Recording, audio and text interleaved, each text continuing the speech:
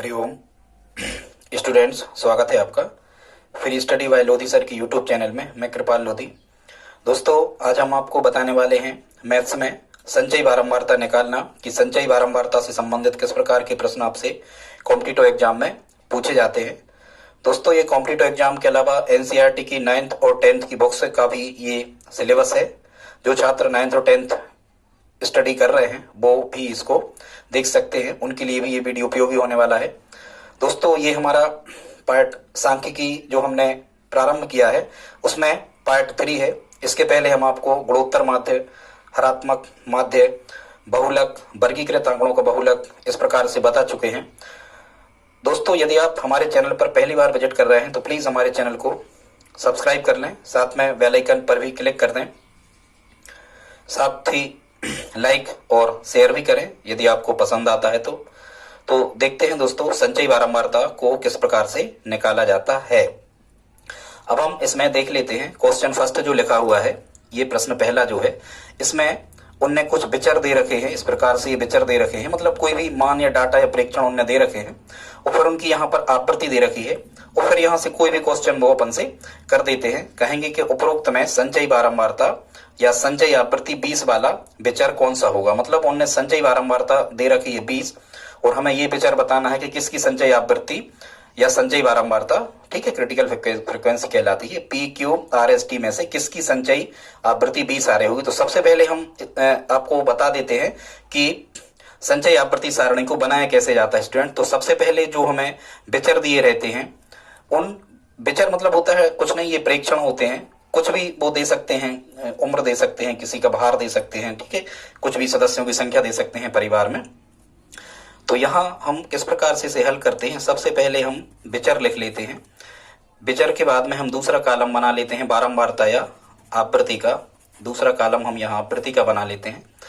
और स्टूडेंट्स, तीसरा जो कॉलम बनाया जाता है इसे हम कहते हैं संचयी बारंबारता और इसको CF से शो करते हैं। तो इसे आप समझना, CF को संचयी बारंबारता, हिंदी लिखने में ज्यादा टाइम नहीं लगता, हमने वहां पर हिंदी नहीं लिखी है, ठीक है। अब इसको किस प्रकार से हल करते हैं, किस प्रकार से टेबल बनाते हैं उसको आप देख लेते हैं। यदि आप संचयी आवृत्ति की टेबल बनाना सीख जाएंगे तो निश्चित रूप से आप इन प्रश्नों को बड़ी आसानी से हल कर पा रहे होंगे। तो विचर में है, हमें लिखा है, क्या क्या लिखा है, P, Q, R, S और T लिखा है, ठीक है। बस इनके आमने सामने हमें लिखना है। P के सामने 6 था, फिर Q के सामने आवृत्ति 5 थी, फिर R के सामने 9 था, S के सामने 7 और T के सामने कितना था, 4 था। बस इसमें दोस्तों हमें एक सावधानी रखना होती है। तो देखो, ये विचर है, ये आवृत्ति है। अब हम संचयी आवृत्ति निकाल रहे हैं सभी की। तो संचयी आवृत्ति निकालने का फर्स्ट रूल्स जो होता है, पहला नियम ये होता है, वो ये है कि जो आवृत्ति, पहली वाली जो आवृत्ति होती है पहले पद की या पहले विचर की, उसे हम ज्यों का त्यों लिखते हैं, मतलब 6 के 6, ठीक है स्टूडेंट्स।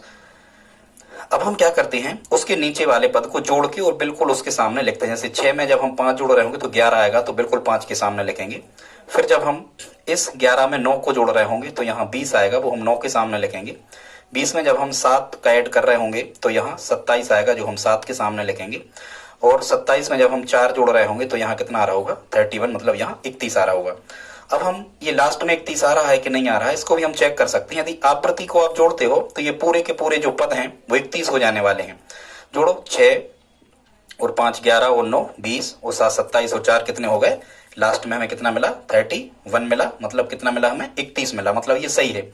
अब हम कुछ भी बता सकते। अब यहाँ से कई प्रकार के प्रश्न आपसे पूछे जा सकते, जैसे वो कहेंगे कि P की संचयी आवृत्ति कितनी है तो हम कहेंगे 6, वो कहेंगे Q की संचयी बारंबारता तो हम कहेंगे 11, वो रिवर्स भी पूछ सकते हैं, कहेंगे कि जिसकी संचयी आवृत्ति 20 है वो पद कौन सा है या वो विचर कौन सा है। तो जिसकी संचयी आवृत्ति 20 है तो हम देख रहे हैं 20 के सामने बिल्कुल R लिखा, तो ये R इसका आंसर होगा।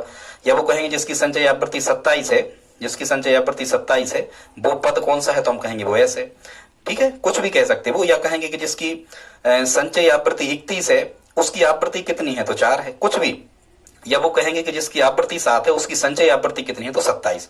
दोस्तों, यदि आप इस संचयी आवृत्ति की टेबल को बना लेते हो तो निश्चित रूप से संचयी आवृत्ति से आने वाले सभी प्रकार के प्रश्नों को आप बड़ी आसानी से हल कर पा रहे होंगे, ठीक है दोस्तों। देखते हैं अगला, ये दूसरा क्वेश्चन है। तो इसमें इसमें हम आपको बता नहीं पाए, इसमें क्या कह रहे थे वो, इसमें क्वेश्चन था कि उपरोक्त में संचय आवृत्ति 20 वाला विचार कौन होगा। तो संचय आवृत्ति 20 के सामने जब हम देख रहे हैं तो 20 के सामने यहाँ क्या लिखा है, आर लिखा है, इसका मतलब हमारा सी ऑप्शन सही होगा, आर इसका आंसर होगा। ठीक है, आगे देखते हैं। इसी प्रकार का एक प्रश्न हमने और लगाया है। इसमें क्या कह रहे हैं, ठीक उसी प्रकार से है, कह रहे हैं, और ये सब स्टूडेंट्स, ये सब किसी न किसी कॉम्पिटिटिव एग्जाम में आने वाले प्रश्न हैं। आप बस चैनल को सपोर्ट करें, आप लाइक करें, हमारा उत्साहवर्धन होता है, आप साथ में कमेंट भी करते जाएं। हम आपको एक तरफ से पूरे मैथ्स बड़े स्मार्ट वे, मतलब बहुत ही एक अच्छे तरीके से आपको मैथ्स, रीजनिंग और साइंस की तैयारी करवा देंगे। बस आप हमारा सहयोग करते जाएं। ठीक है, दोस्तों के साथ शेयर भी करें। अब हम देखते हैं इसको, 20-30 वर्ग की संचयी बारंबारता क्या होगी, वो पूछ रहे हैं। तो दोस्तों 20-30 वर्ग की संचयी बारंबारता क्या होगी, ठीक है, ऐसे ही बना लेते हैं, यही बना लेते हैं। देखो, अपन को लंबत लिखने की आवश्यकता भी नहीं है, 3 की 3 ही रहेंगे। 3 में 7 जोड़ेंगे तो 3 और 7 कितने हो जाएंगे, 10 हो जाएंगे। 10 में 5 जोड़ेंगे कितना हो जाएगा, 15। 15 में 4 जोड़ेंगे कितना होगा, 19। 19 में जब हम 9 जोड़ रहे होंगे तो कितना हो रहा है, 28। अब आप इनको भी जोड़ के देखो, 3 और 7 10, 5 15, 4 19 और 9 28। यहाँ आवृत्तियों का जोड़ 28 बन रहा, और यहाँ भी लास्ट में 28 आ रहा, मतलब हम सही कर रहे हैं। अब उन्होंने पूछा क्या है, 20-30 वर्ग की संचयी बारंबारता या संचयी आवृत्ति क्या होगी। तो देखो 20-30 वर्ग की आवृत्ति कितनी है, 5, और संचयी आवृत्ति ये CF वाला कॉलम हमने यहाँ, संचयी आवृत्ति का कॉलम हमने यहाँ बना दिया। तो देखो 20-30 की संचयी आवृत्ति कितनी होगी, 20-30 की संचयी आवृत्ति कितनी होगी, 15 होगी। ठीक है स्टूडेंट्स, वो कुछ भी प्रश्न कर सकते हैं। अब वो यहाँ से ऐसा भी प्रश्न कर देते कि जिसकी संचयी बारंबारता 19 है, वो वर्ग क्या है, मतलब वो वर्ग क्या है, मतलब वो डाटा क्या है। तो वर्ग ये कहलाते 30-40, ये निम्न वर्ग है, ये मतलब निम्न सीमा कहलाती, उच्च सीमा कहलाती। 30 निम्न सीमा, 40 उच्च सीमा। तो वो कुछ भी कह सकते, कहेंगे कि जिसकी संचयी बारंबारता 28 है, उसकी बारंबारता कितनी है, तो हम क्या कहते हैं, 9 है। ठीक है स्टूडेंट्स, यदि आप इतना निकालना सीख पा रहे हो तो बड़ी आसानी से आप इन प्रकार के प्रश्नों को हल कर पा रहे होगे। ठीक है दोस्तों, कुछ अन्य प्रश्नों को और देख लेते हैं। संचयी आवृत्ति में और किस प्रकार के प्रश्न आपसे पूछे जा सकते हैं, तो देखते हैं। यहाँ क्या कह रहे हैं, निम्न सारणी में सभी की आवृत्ति क्रमशः होगी, और यहाँ 4 ऑप्शन आपको लिखे होंगे। आवृत्ति पूछी है क्रमशः, क्या पूछा है, आवृत्ति क्रमशः पूछी है। और देखो उनने वर्ग दे रखे हैं, आवृत्ति का कॉलम जो है वो ब्लैंक है, वो खाली छोड़ रखा है उनने, और संचयी आवृत्ति उनने दे रखी है। तो आप यदि हम चाहें तो इसे परपेंडिकुलर मतलब लंबवत भी हम इस टेबल को बना सकते हैं। यहाँ लिखेंगे हम क्या, वर्ग है, वर्ग के बाद क्या है, वर्ग के बाद आवृत्ति है, और आवृत्ति के बाद क्या है, तीसरा जो कॉलम है वो है संचयी बारंबारता, या फिर क्या है, संचयी आवृत्ति या फ्रीक्वेंसी का है। ठीक है, बना लेते हैं, आसान होगा करना, आपको समझ में आ जाएगा। ठीक है दोस्तों, अब हम देखते हैं,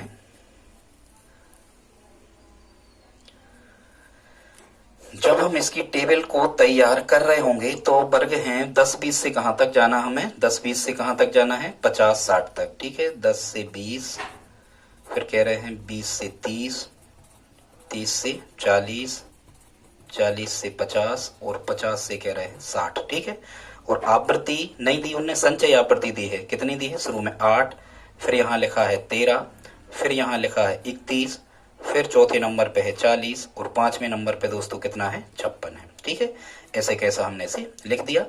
अब उनने कॉलम जो ब्लैंक छोड़े हैं वो कौन से छोड़ रखे हैं, उनने कॉलम खाली, कॉलम उनने खाली छोड़ रखे हैं किसके, आवृत्ति के। तो देखो एक रूल्स जो हमने आपको शुरू में बताया था कि संचयी आवृत्ति जब हम निकाल रहे थे तो हमने बताया था कि जो संचयी आवृत्ति का जो पहला कॉलम होता है, मतलब जो पहला डिजिट होता है, वो ज्यों कहते हैं आवृत्ति के सामने का लिखा जाता है। माने यहाँ यदि 8 था संचयी आवृत्ति में, तो ये टेबल 8 से ही शुरू हो रही होगी। ठीक है दोस्तों, बस अब हम रिवर्स चलते हैं। अब हम क्या लॉजिक लगाएंगे, अब हम ये लगाएंगे कि 8 में कितना जोड़ा गया होगा कि 13 आ रहे होंगे। ध्यान से सुनना, यही लॉजिक है इसमें, बस सिंपल छोटा सा। 8 में कितना जोड़ा गया होगा कि 13 आ रहे होंगे, तो आप कहोगे सर यहाँ 5 जोड़े गए होंगे, मतलब 13 में से 8 घटा दो, कितना बचा, 5 बचा। ठीक है, अब यहाँ कितना आ गया, 13 आ गया। अब वो ये कह रहे होंगे कि 13 में कितना जोड़ा गया होगा। ठीक है, क्या कह रहे होंगे कि 13 में कितना जोड़ा गया होगा। यहाँ जैसे हम यहाँ कह रहे थे कि 8 में कितना जोड़ें, इस 8 में हम कितना जोड़ें कि 13 आ जाए, तो हमने कहा कि 8 में कितना जोड़ें, 5 जोड़ें। तो देखो 8 में हमने 5 जोड़ा तो कितना आ गया, 13 आ गया। अब 8 में 5 जोड़ा तो 13 आ गया। अब वो क्या कह रहे होंगे कि 13 में कितने जोड़े गए होंगे कि 31 आ रहा होगा। तो आप 31 में से 13 को घटा दो, 31 में से जब आप 13 को घटाओगे तो यहाँ कितना आ रहा होगा, 31 के सामने यहाँ 18 आ रहा होगा।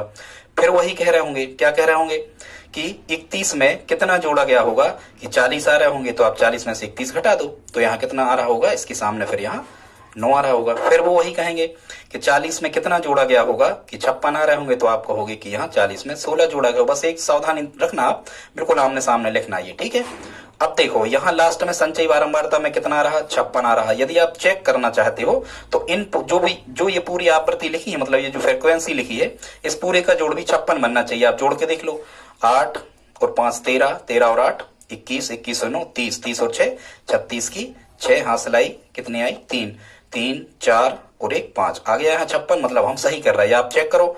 8 के 8 है 8, 8 और 5 13, 13 और 18 31, 31 और 9 40, 40 16 56। ठीक है दोस्तों, तो अब वो कह रहे थे कि क्रमशः इसका आंसर क्या होगा, हमने सब निकाल दिया। यहाँ ये 8 लिखे, तो ये कहाँ लिख रहे होंगे हम, 8 यहाँ लिख रहे होंगे, फिर यहाँ 5 लिख रहे होंगे ये, फिर यहाँ हम 18 लिख रहे होंगे, यहाँ हम 9 लिख रहे होंगे, और यहाँ लिख रहे होंगे 16।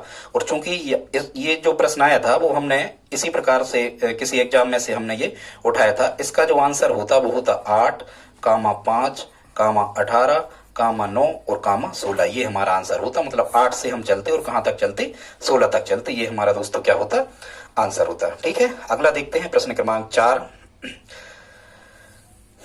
दोस्तों एक काम करना, ये प्रश्न क्रमांक 4 आप हमें कमेंट बॉक्स में लिख के बताना कि इसका आंसर क्या होगा। इसमें कह क्या रहे हैं, हम समझा दे रहे हैं, कह रहे हैं कि m का मान क्या होगा यदि ये टेबल दी है, x मतलब ये डाटा है, और यहाँ f जो फ्रीक्वेंसी दी रखी है उसमें एक स्थान खाली छोड़ दिया गया है m, और संचयी बारंबारता मान CF यहाँ पर दे दी गई है। तो m का मान क्या होगा ये आप हमें कमेंट बॉक्स में लिख करके बताएं। दोस्तों आगे देखते हैं, अगला जो क्वेश्चन है क्या कह रहे हैं, इसको देख लो। ये इस प्रकार के इबारती प्रश्न पूछे जाते हैं, यदि टेबुलेशन टाइप के नहीं आएंगे तो आपको इस प्रकार की इबारत लिखी आएगी। क्या कह रहे हैं, यदि किसी आवृत्ति बंटन में प्रथम 4 वर्गों की आवृत्तियां, मतलब कोई भी 4 वर्ग हैं, कह रहे कोई भी 4 वर्ग हैं, उनकी जो फ्रीक्वेंसी है वो उनने दे रखी है। ठीक है, कोई भी 4 वर्ग है, मान के चलो कुछ भी है, x है, y है, मतलब a है, b है, c है और t है, ये 4 वर्ग हैं। ठीक है, कुछ भी 4 वर्ग हैं, और क्या कह रहे हैं, उनकी आवृत्तियां कितनी है, क्रमशः 9, तो फ्रीक्वेंसी के कॉलम में लिखेंगे हम। फिर कितनी है, 7 है, फिर कितनी है, 3 है, और फिर कितनी कह रहे हैं, 11 है। अब कह रहे हैं यदि ऐसा हो तो तृतीय वर्ग की, तीसरे वर्ग की संचयी बारंबारता क्या होगी, तीसरे वर्ग की संचयी, तो हम सभी की संचयी बारंबारता CF निकाले लेते हैं। 9 के क्या तरीका है, 9 के 9 9 और 7 जोड़ेंगे तो कितना आएगा, यहाँ 16, 16 में जब हम 3 जोड़ रहे होंगे तो यहाँ कितना आ रहा होगा, 19, और 19 में जब हम 11 जोड़ रहे होंगे तो कितना आ रहा होगा दोस्तों, यहाँ 30 आ रहा होगा। ठीक है, अब यदि लास्ट में यहाँ जितना आता है इस आवृत्तियों का जोड़ भी उतना ही होना चाहिए। चेक कर लो, 11 3 14, 7 21 और 9 30, सही है। मतलब अब वो क्या पूछ रहा है, तृतीय वर्ग की, तो प्रथम वर्ग, द्वितीय वर्ग, तृतीय वर्ग, तृतीय वर्ग की क्या पूछा, संचयी बारंबारता, मतलब CF वाले कॉलम में देखना है। तो तृतीय वर्ग की संचयी बारंबारता क्या होगी, ये 19 होगी दोस्तों, ये हमारा आंसर होगा। दोस्तों आज का वीडियो आपको कैसा लगा, यदि हमारा वीडियो पढ़ाने का तरीका आपको पसंद आया हो तो प्लीज हमारे चैनल को सब्सक्राइब कर लें, साथ में लाइक भी करते जाएं और अपने दोस्तों के साथ शेयर करें। धन्यवाद।